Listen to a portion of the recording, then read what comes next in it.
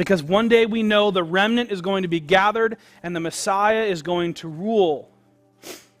And so we teach them in the hope that we find in what we celebrate in the Christmas season. The hope of Christ being the climax of God's story.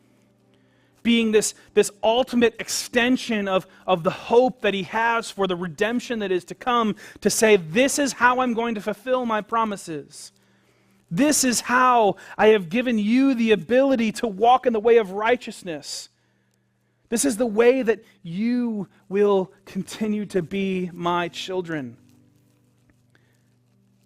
And I'm going to brag on my parents for a little bit here, because my parents did this for me. Right? We parent our homes in the way that you are the ruler of your home. You are preparing your remnant, which is your children, for the future kingdom of the Messiah. You are preparing yourself for. And my mom and dad, they did this for me. There were many times, obviously this is a really old picture, so pardon the high school graduation, Joe, but my parents did this for me.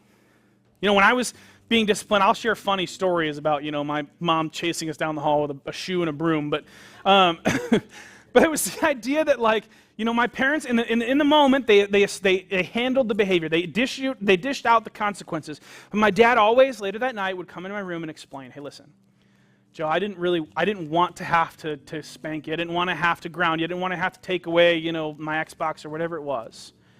He's like, "But I'm doing this to train you to understand that when you do things that are outside of what God has for you, there are consequences.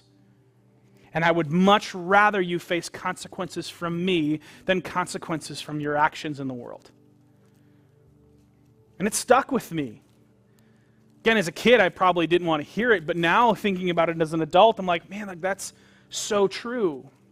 And that's why I continue to do it for my kids.